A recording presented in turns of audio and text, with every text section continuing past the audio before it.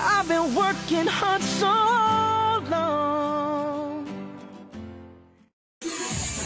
Salamat Ate Lorna sa pag-welcome sa akin at sa iyo, Atlan Marvel. Hindi pa ako magsasalita, magpakilala mo na ako. Ako pala si Cecil Baha, Dugong Buhol, Bisayang Bisaya. Ito po, galing po talaga ako na isang mahirap.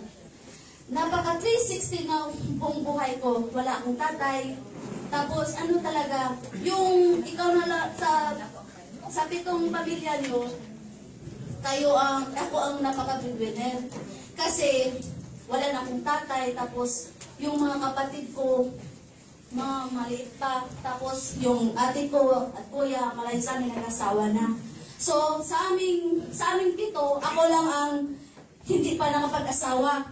Kasi malaki ang pangarap ko. Hindi naman ibig sabihin na ambisyosa ako, kundi nakita ko sa nanay ko na ng bigas para makain sa amin, nagbubundod ng pampalay, tapos yung bahay namin buslot-buslot. Yung buhay pa yung tatay ko, siyempre, pagbuhay tatay ko, ako pinakamahal sa tatay ko. Ako yung mag-aaral, ako yung malaking pera talaga. Pero nung namatay yung tatay ko, doon ko naranasan yung totoong mahihirap talaga. Isipin mo na lang yung isang araw, kaysa ka lang kumakain. Tapos pagtangganin, hindi ko alam paano mag-balay. Natuto ako.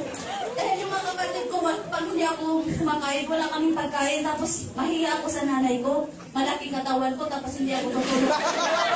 Nung time, sabi ko, Nay, babalik ako sa pag-aaral.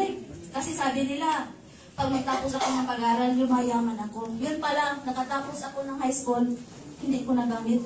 Hanapan ka ng college graduate, tapos yung high standard pa, wala yung sa akin kasi ayaw kong mag-aral ng college kasi yung kapatid ko, tapos yung kapatid ko nagkasakit, doon talaga iyak ako ng iyak. Sabi ko, maulan pa, ang aming pagkain bulanghoy. Sabi ko, nagkasakit siya, ulan-ulan. Nagkasakit siya basta sa akin. Naiyak ako sa kapatid ko kasi biglang nagkasakit. Doon ko naranasan na paano kaya kung nag-aasawa ko, ano kayang mangyayari sa buhay ko. Kapatid ko nagkasakit, tapos kung maaga akong mag-asawa, siguro mas sobra pang hirap ang naranasan ko. Nakita ko yung kapatid ko, hindi kumakain, tapos ulan pa, ang bahay namin gusto. Sabi ko, pag mag-edad ako ng 23, mag-abroad ako. Doon narating kong mag-abroad.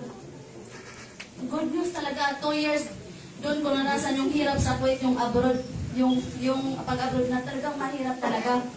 Kasi,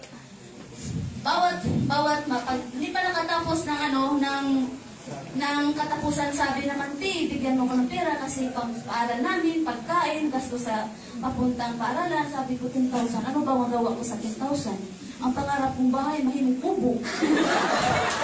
Hindi nga ako nagbigay ng problema sa akin, kayo naman magbigay ng problema. Sabi sa kapatid ko, sige naman, maawa ka sa akin. Wala kang magawa kasi pagsabihin ako na ako maldita, pero talaga ako, madali akong maawa sa tao.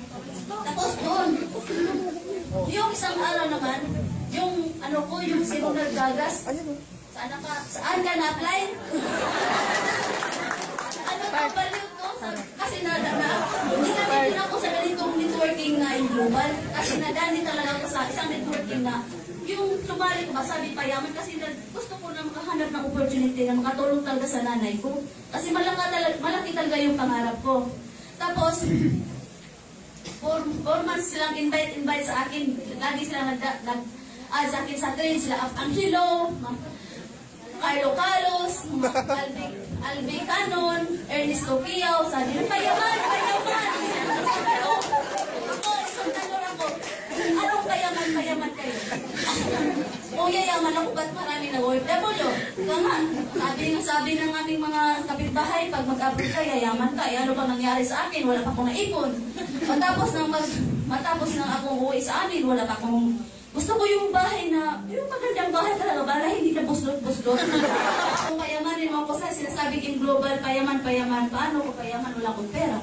Pasko pa, papunta ng New Year, wala akong maibigay pag i-julit ko sa in global. Yung siminalitin mo, ipusta mo dito sa in global. Ay, akin manumasa, di ba sa iyo umaasas na lahat? Ipusta mo yung siminalitin mo. Ipusta ko, pero pag sumablay ako, ulit mo yung pera ko. babawi. Tapos paano ko yaman sa global? Walang nagtiwala sa akin. Matay yung ano ko, yung alaga ko. Wala akong choices, umuwi ako. Tapos nagkita kami ako na, dinalala ako dito. Yung palang umuwi ka na aksidenta na wala kang pera, yun kawawa ka. Kasi noon ka sa buong barangay mo, sa buong, sa lugar mo na, basta abroad mayaman. Pero mayaman ka pala sa resibo o lang tira sa'yo.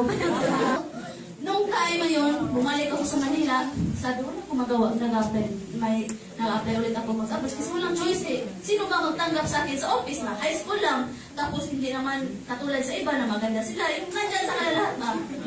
Noon, sabi niya, apply ni Ronald at saka apply ng Hilo. Insan, punta ka dito para yumaman ka sa Enroban. Iko, paano ba yayaman? Turuan mo nga ako yumaman kasi wala akong pira dito. Wala na ako, i-work out mo yung account mo. O sige, i-work out to. Ang ginawa ko guys, kasi pag galing ka sa ibang bansa, akala na marami akong pera. Pinatraining ako niyan, Apang Hilo, ang insan lang, Carlos, sabi lang, mahiya kasi ako, nilibre nila ako ng kopi, tapos yung mga invite ko, kinidnap ko. Kasi hindi sila maniwala sa akin. Di ko binigyan sila ng business. Sabi ko, kita tayo mag-shopping tayo sa Robinson, paglalagala. Pero, pagdating ko pala dito, nagkita na kami. Yung insan ko, insan, ikaw nang bahala, tulungan mo ako kasi takot ako dito. Ako lang magdala, ikaw yung tagapagsalita. Tapos, nung time na 1 month pa lang, part-time ko dito, kumikita ako ng 10,000, pero hindi pa masyadong malaki yung ano ko ba, yung network ko. Timing din, tinawagan ako ng agency, sabi, Cecil Baha, may flight ka na sa Singapore, mag-POA ka na. Lahat, kailangan mo nang pumunta sa Singapore. Dalawang isip naman ako, kasi baliw na ako, nakatin ako ang accident anniversary. Tapos yung utak ko, may laman na talaga, may alam na talaga, hindi ba? Pagkakasalan ako, so Lord, sana naman, yung 6 months ko, pag ginagawa mo sa Global, mayaman na ako dito. Pero ano bang ginagawa mo sa akin, Lord? Bakit mo ko pinursahan? Sabi ko, malita pa yung alaga ko. Tapos, pag umalis yung anak niya, wala akong pagkain. Yung lang nakapower sa akin, nagdala ako ng products kasi naisip ko itong buhay, hindi ko alam kung ano mangyari ko doon sa Singapore kasi hindi ako marunong mag-inisip, magsalita. Basta nagkipagsapalaran ka lang na walang alam sa isang lugar, kailangan mo talagang maging alert kasi sa sarili mo. Baka mabubuang ka, mabaliw ka doon sa mo.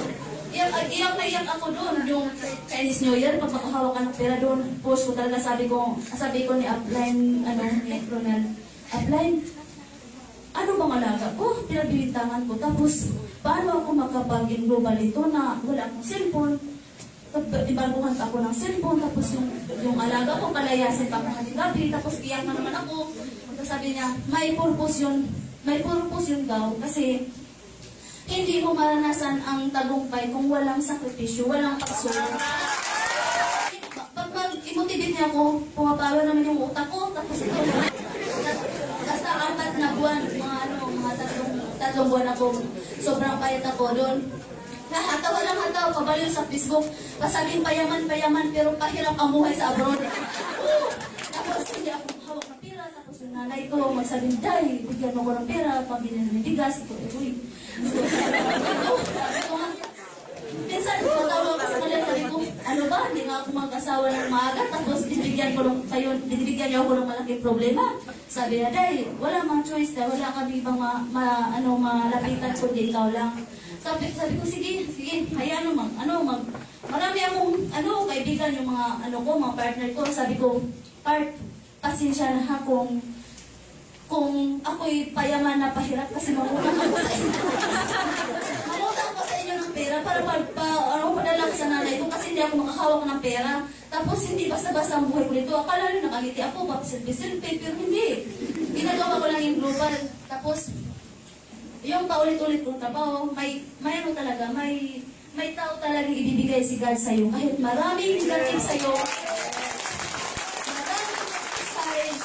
maraming manglalait, maraming mag-block, maraming unfriend. Tapos yung tipong parang may sakit ka, ipiin mo kumustahin, baliwala ka, tapos pagsabihan ka, kilit-kilit power, yung ganyan. At yung di ko malilimutan, yung pamangkin ng tatay ko, yung Bagyong Yolanda, sabi niya sa akin, diyan ka naman, nag-iskam-iskam, tinitirahan mo yung mga tao. Sabi ko pa, saan ako namira? Narupo saan? Basta, yung wall ko, grabe, marami, negative. Inaaway nila yung wall ko, sabi ng aking upline, insan, be humble. Dahil yung mga sakripisyo mo, mga pagsubok, mga discouragement, paglalay sa ibang tao, marating din ang tagumpay na hindi mo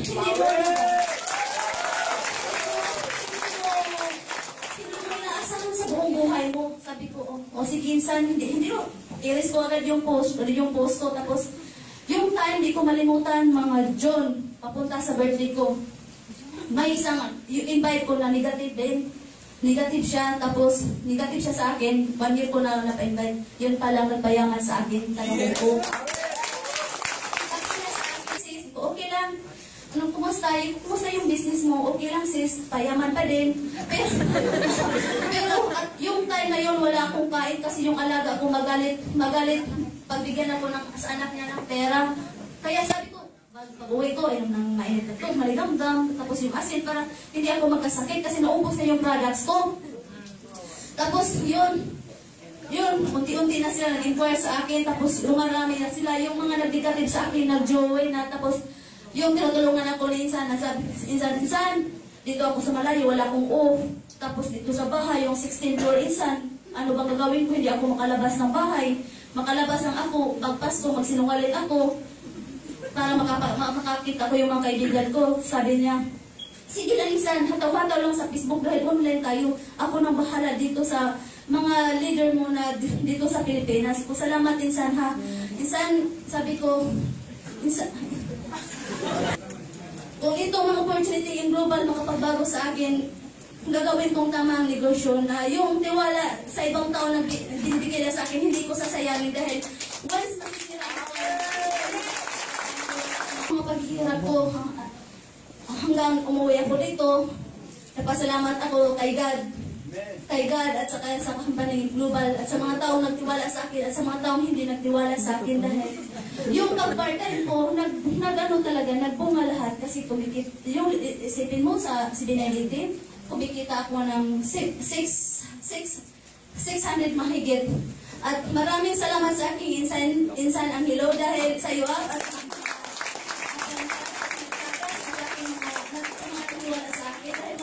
global. Sa 4 years kong pagtitiis sa pagtrabaho, kung hindi ko pinapart-time ng global, hindi ako makabili ng sariling sasakyan. Wow! Sabi ko, tayo lang kayo sa ating lahat mismo din sa sarili na. Tuloy-tuloy lang tayo, gawing tama ang negosyo. Yung sinasabi ng Bitcoin na leverage. Yung sinasabi ng leverage ba? Gawin mong tamang leverage na hindi ka makaangkas sa kapwa. Yung walang taong nasagasaan, walang nasasaktan, yung patas ang laban. Yung talaga, yung hindi naman tayo perfect, may mali-man din tayo. Kasi tao lang tayo eh. Ang sa atin lang, gawin yung tama at tuloy-tuloy lang tayo ni Global. At sa mga taong nag-udyok sa atin na maging successful tayo, pasalamatin din natin yun. At kung ano mga mali natin, manghingi tayo ng sorry dahil yun ang magawa natin eh. Magpatawad sa